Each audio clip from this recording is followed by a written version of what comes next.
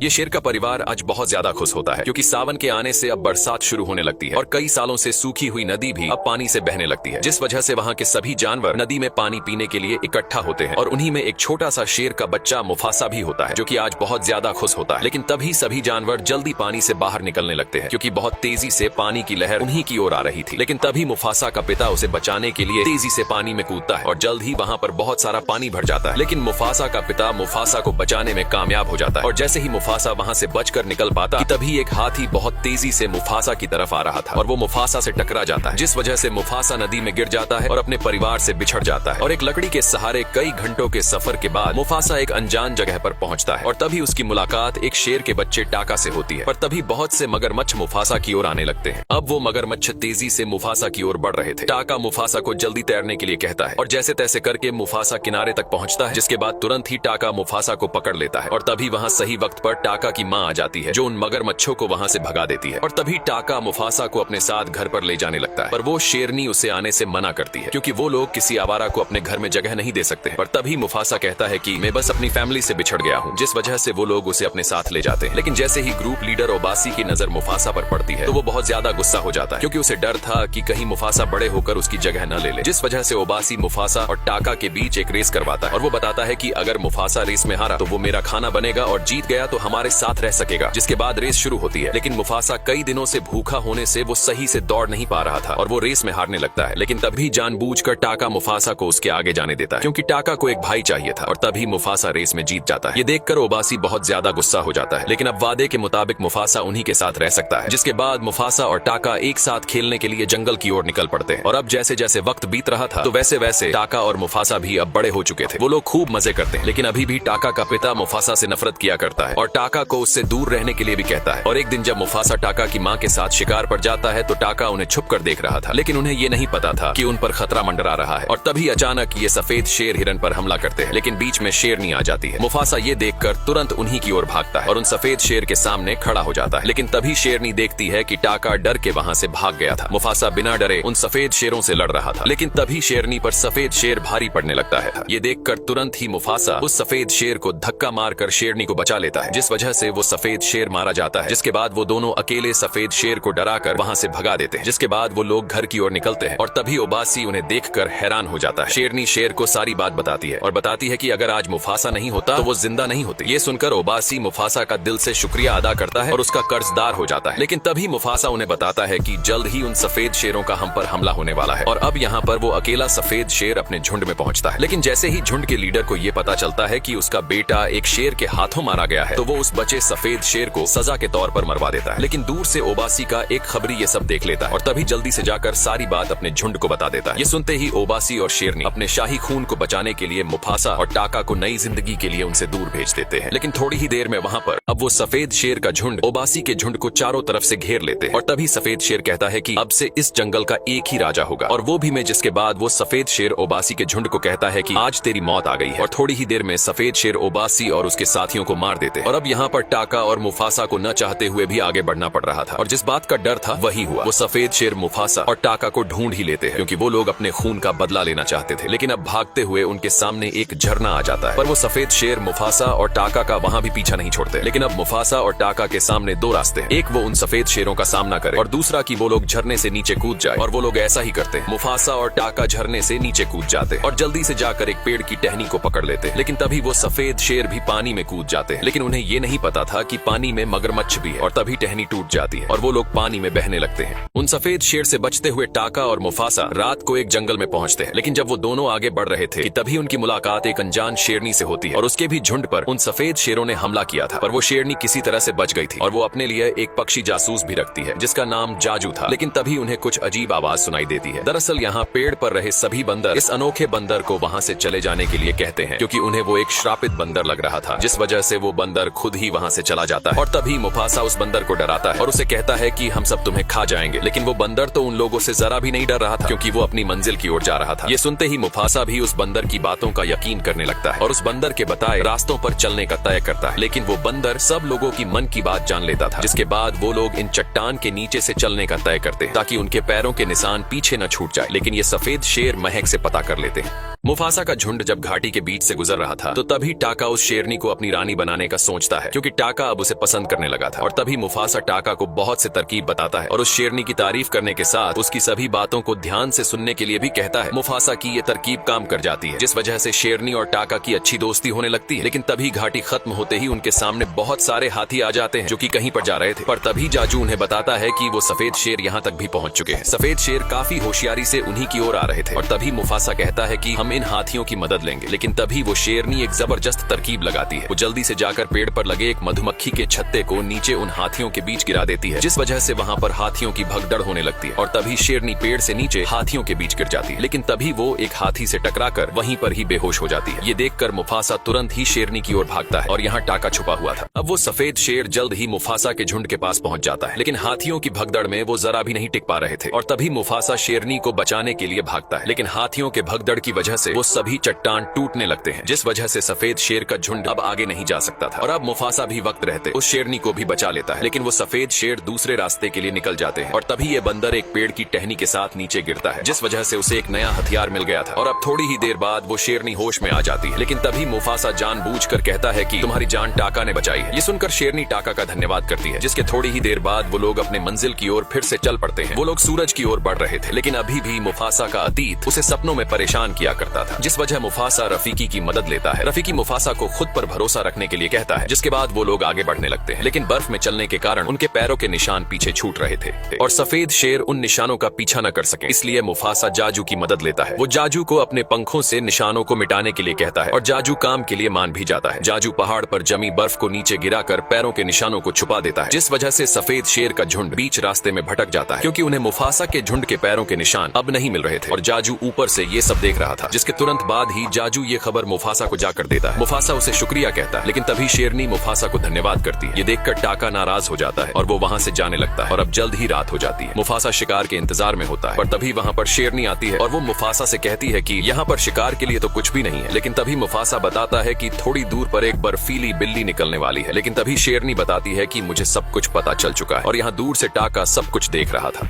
शेरनी मुफासा को बताती है कि मुझे सब कुछ पता चल गया है। तुम ही हो जिसने मेरे बालों की खुशबू से उन फूलों का पता लगा लिया था और उन हाथियों की भगदड़ में भी तुम्ही ने मुझे बचाया था। मुफासा बार बार ये सब गलत साबित करने की कोशिश करता है और कहता है कि ये सब टाका ने किया है, लेकिन अंत में मुफासा पकड़ा जाता है और शेरनी को सब सच पता चल जाता है। टाका दूर से ये सब देख रहा था और अब ये दोनों एक दूसरे के साथ थोड़ा समय बिताते हैं, जिस वजह से उन दोनों के बीच अच्छी दोस्ती हो जाती है। लेकिन टाका ये सब देखकर बहुत गुस्सा हो जाता है, क्योंकि टाका उस शेरनी को पसंद किया करता था, पर मुफासा से उसकी दोस्ती हो जाती है। और तभी टाका कहता है कि अब से मेरा और मुफासा का रिश्ता खत्म। और बाबा सही कहा करते थे कि आवारा कभी भी धोखा दे सकते हैं। और उसी दौरान टाका गलती से एक बर्फ की चट्टान से फिसलकर नीचे की ओर गिर जाता है। लेकिन तभी टाका उन्हीं सफेद शेर के झुंड को देखता है। पर तभी टाका उन्हीं सफेद शेर के पास जाता है, क्योंकि वो उनकी मदद करना चाहता था। लेकिन उन सफेद शेरों को टाका पर जरा भी विश्वास नहीं हो रहा था। पर तभी टाका कहता है कि तुम्हारे बेटे को मैंने नहीं बल्कि उस मुफासा ने मारा है, और उसी ने ही तुम्हें हर मोड़ पर मात दी है। और उस मुफासा की वजह से अब मेरे पिता भी नहीं रहे और मैं अनाथ हो गया। जिसके बाद वो सफेद शेर और टाका एक साथ हो जाते हैं। लेकिन अगली सुबह जब मुफासा टाका से उसके बारे में पूछता है तो टाका शिकार पर गया था, ये बोलकर बात टाल देता है। पर तभी टाका कहता है कि तूने जो किया है वो मैं कभी नहीं भूलूंगा। और तभी वहाँ पर जाजू आता है और उसने यहाँ से निकलने का एक रास्ता ढूंढ लिया था। ये सुनकर वो फिर से अपनी मंजिल की ओर बढ़ने लगते हैं। लेकिन टाका जानबूझकर सबसे पीछे चल रहा था ताकि वो सफेद शेरों के लिए निशान छोड़ सके। और अब जैसे ही वो लोग बर्फीले पहाड़ को पार करते हैं तो तभी उनके सामने उनकी मंजिल आ जाती है, जिसका नाम मेलेले होता है, क्योंकि बचपन में मुफासा के माता पिता इसी जगह के बारे में उसको बताया करते थे। और तभी रफीकी जोरों से चिल्लाते हुए एक बड़े से पेड़ की तरफ भागता है। रफीकी तेजी से भागते हुए एक बहुत बड़े पेड़ के पास आता है, जिसे वो अपने सपनों में देखा करता था। और तभी रफीकी कहता है कि मैं सपनों में तुम्हें अपने परिवार के रूप में देखता था। लेकिन तभी वहाँ पर बहुत सारे जिराफ आते हैं जो बताते हैं कि तुम्हारे पीछे सफेद शेर का झुंड पड़ा हुआ है, जिस वजह से हमारी जान भी खतरे में है। और जैसे ही मुफासा कुछ कहता कि तभी वहाँ वही सफेद शेरों का झुंड आ जाता है और वो लोग कहते हैं कि हमें बस मुफासा चाहिए। लेकिन तभी मुफासा लड़ाई के लिए तैयार हो जाता है और रफीकी को भी सभी जानवरों को इकट्ठा करने के लिए कहता है। लेकिन तभी सफेद शेर कहता है कि हम तेरे भाई की बदौलत यहाँ तक पहुँच पाए हैं। मुफासा को उसकी बातों पर जरा भी भरोसा नहीं हो रहा था। लेकिन आखिर में टाका ने अपनी असलियत मुफासा के सामने ला ही दी थी और तभी मुफासा और कीरोस के बीच लड़ाई शुरू होती है। लेकिन तभी मुफासा कीरोस से बचकर भागने लगता है और बहुत मुश्किल से कीरोस के जानलेवा हमलों से भी बचता है। लेकिन तभी मुफासा कीरोस को चट्टान के नीचे गिरा देता है, जिस वजह से कीरोस थोड़ा घायल हो जाता है। अब वो शेरनी उन सफेद शेरों से लड़ने के लिए दूसरे शेरों के पास मदद के लिए जाती है। लेकिन तभी वो दूसरे शेर शेर उनकी मदद करने से मना करते हैं क्योंकि उन्हें भी उन सफेद शेरों से बहुत ज्यादा डर लगता है। लेकिन तभी मुफासा जोर से चिल्लाकर सभी जानवरों को उसकी ओर बुलाता है और अपने बारे में बताता है और ये भी बताता है कि वो सफेद शेर मुझे मारने के लिए आए हैं, जिस वजह से मुझे आप सबकी मदद चाहिए। ये सुनकर सभी जानवर उसकी मदद करने से मना कर देते हैं और कहते हैं कि ये तुम्हारी अकेले की जंग है। पर तभी मुफासा बताता है कि भले ही आज वो मुझे लेने आए हैं, लेकिन एक न एक दिन वो तुम सबका भी शिकार करने के लिए जरूर लौटेंगे। अगर हमारे घर को बचाना है तो आज हम सबको उन सफेद शेरों का सामना करना पड़ेगा, वरना हम में से कोई भी नहीं बचेगा। ये सुनकर सभी जानवर मुफासा की बात समझ जाते हैं और अपने घर की सुरक्षा के लिए उन सफेद शेरों से लड़ने के लिए तैयार हो जाते हैं। ये देखकर सफेद शेर का झुंड बहुत घबरा जाता है, लेकिन तभी कीरोस फिर से मुफासा के सामने आ जाता है और तभी सफेद शेर मुफासा पर हमला करते हैं, जिस वजह से मुफासा उन सभी का अकेले सामना नहीं कर पा रहा था और वो फिसल कर एक गहरी खाई में गिर जाता है। ये देखकर कीरोस बहुत ज्यादा खुश हो जाता है क्योंकि उसे लग रहा था कि मुफासा मारा गया है। लेकिन तभी मुफासा की आंख खुलती है और वो खुद को वहां पर फंसा हुआ पाता है और टाका उसे ऊपर से देख रहा था। लेकिन थोड़ी देर बाद जैसे ही मुफासा एक झरने के पास पहुंचता है तो तभी पीछे से कीरोस मुफासा पर हमला करता है, पर सही वक्त पर मुफासा बच जाता है, जिसके बाद मुफासा और कीरोस के बीच में लड़ाई होने लगती है। टाका ऊपर से ये सब देख रहा था, लेकिन अब कीरोस मुफासा पर भारी पड़ने लगता है, जिस वजह से मुफासा अब लड़ नहीं सकता था और थक कर गिर जाता है। टाका ये सब बहुत ध्यान से देख रहा था, लेकिन तभी टाका को उसकी बचपन की यादें याद आती हैं और जैसे ही कीरोस मुफासा को मारने ही वाला था कि तभी टाका बीच में आ जाता है, जिस वजह से उसकी एक आंख पर खरोंच का निशान बन जाता है। लेकिन अब मुफासा और टाका एक हो चुके थे, जिस वजह से वो दोनों मिलकर कीरोस पर हमला करते हैं।